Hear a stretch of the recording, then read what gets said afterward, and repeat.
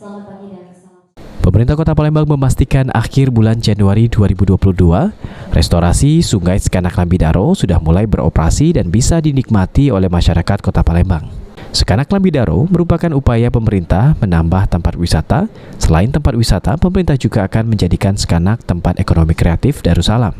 Wali Kota Palembang Harnojoyo berharap dengan dijadikan Sekanak tempat ekonomi kreatif, ada tempat bagi pelaku UMKM kuliner maupun kerajinan bisa menjual dagangannya di tempat tersebut, sehingga wisatawan dalam negeri dan luar negeri berkunjung ke Palembang semakin meningkat dan menambah penghasilan bagi masyarakat sekitar.